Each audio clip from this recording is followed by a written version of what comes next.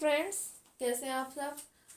Friends, आज हम लोग देखेंगे लेटर राइटिंग में आता है ना रिज्यूमे या बायोडाटा लिखने के लिए, तो उसका फॉर्मेट क्या होगा।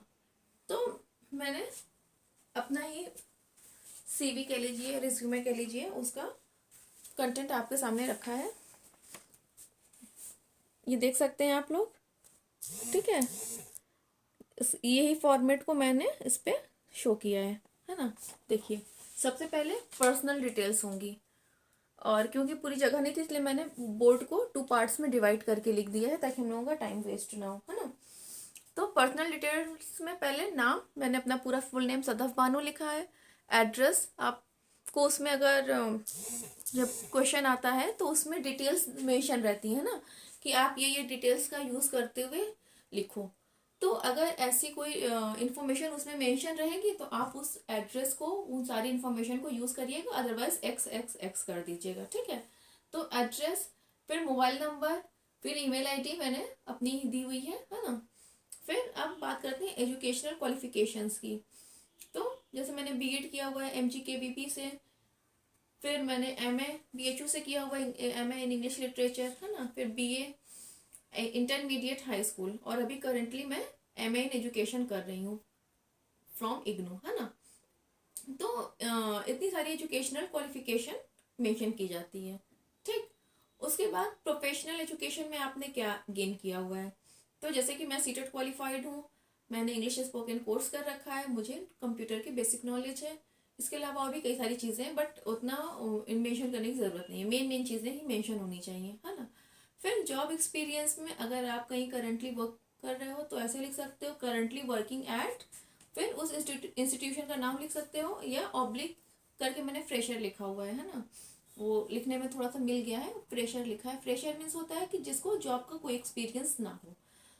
तो अगर कोई करंटली कहीं वर्क कर रहा है तो ये लिख सकता है, अदरवाइज जॉब एक्सपीरियंस में वो फ्रेशर लिख सकता है, ठीक है। फिर अचीवमेंट्स, अब इसके बाद अचीवमेंट्स आपने क्या अचीव किया है। तो जैसे कि मेरी MA में सेकंड पोजीशन थी आर्य महिला से। फिर मैंने स्पोकन इंग्लिश में फर्स्ट प्राइज मुझे मिला था, है ना। अब बात करते हैं पर्सनल इन्फॉर्मेशन की। देखिए, वहां पे पर्सनल डिटेल्स थी, यहाँ पे पर्सनल इन्फॉर्मेशन है। पर्सनल डिटेल्स में आप सिर्फ अपना नाम, address, mobile number, email ID डालोगे, इसलिए क्योंकि जब आप एक रिज्यूमे लिख रहे हो, बना रहे हो उसका फॉर्मेट, तो आप उसमें अपना नेम और कांटेक्ट डिटेल्स डालते हो पर्सनल डिटेल्स में, ताकि जहाँ पे आपने इंटरव्यू दिया है या जहाँ पे अपना रिज्यूमे दिया है वहां पर आपको वो हायर करने के लिए आपको कांटेक्ट कर सके, ठीक है। ये एक सिर्फ और सिर्फ एग्जाम पैटर्न का फॉर्मेट है, लेकिन फिर भी हम पूरा इसको प्रोफेशनल वे में ही डील करेंगे, ठीक है। फिर मैंने अपनी पर्सनल इंफॉर्मेशन में father's name, mother's name, DOB, marital status, nationality, language none, मतलब मुझे कौन कौन सी लैंग्वेजेस आती हैं, तो हिंदी, इंग्लिश, उर्दू। फिर हॉबीज, अब हॉबीज में लोग क्या करते हैं, 1-2 हॉबीज ही देते हैं, लेकिन आप 3-4-5 भी दे सकते हो, उससे कोई इशू नहीं है। जैसे मेरी हॉबीज है रीडिंग नॉवेल्स, न्यूज़पेपर, क्राफ्ट मुझे पसंद है, मैं स्टोरीज और पोइट्री लिखती हूँ, drawing, painting, cooking, fast food, ये सारी चीज़ें मेरी हॉबीज हैं, है ना। वेल, अब एक नई हॉबी भी इसमें ऐड करना बनता है making videos on YouTube. Anyway, इतनी डिटेल्स काफ़ी होती हैं आपके रिज्यूमे या बायोडाटा के लिए, है ना। तो आई होप कि आप लोगों का डाउट अब बिल्कुल क्लियर हो गया हो। फ्रेंड्स, मिलते हैं नेक्स्ट वीडियो में।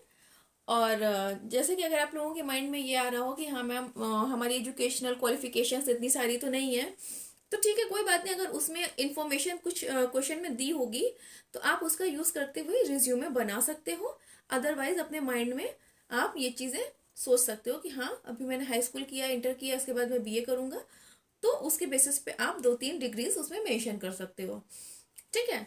प्रोफेशनल एजुकेशन आपने नहीं भी की है तो भी आप कोई कंप्यूटर कोर्स या ऐसा कुछ भी उसमें ऐड कर सकते हो। बेसिकली ये सिर्फ और सिर्फ आपको एक फॉर्मेट को फॉलो करते हुए बायोडाटा बनाना है ना। ऐसा जरूरी नहीं कि आप एकदम वहां पर अपनी एग्जैक्ट डिटेल्स दो। भाई, 12th के स्टूडेंट्स को या 10th के ये है तो 12th के ही बच्चों के लिए, तो उनके पास कहाँ ज़्यादा प्रोफेशनल एजुकेशन या उतनी ज़्यादा क्वालिफिकेशंस रहेंगी। 2 ही डिग्री रहेगी, वो भी इनकम्प्लीट, मतलब हाई स्कूल की तो डिग्री मिल गई लेकिन इंटर की तो अभी मिली नहीं है। तो इतना उसमें सोचना नहीं है, बस कुछ चीज़ें उसमें अपने दिमाग से ऐड कर देनी है ना, ताकि आपका एक परफेक्ट रिज्यूमे जा सके। जैसा कि मैंने अभी अपना रिज्यूमे आप लोगों को दिखलाया था, एक बार फिर से देख लीजिए फॉर्मेट। मैंने यही फॉर्मेट फॉलो किया हुआ है। और ये जो बॉक्स देख रहे हो यहाँ पे फोटो के लिए ये बनाया हुआ था, ठीक है। चलिए ओके फ्रेंड्स, मिलते हैं नेक्स्ट वीडियो में, बाय बाय।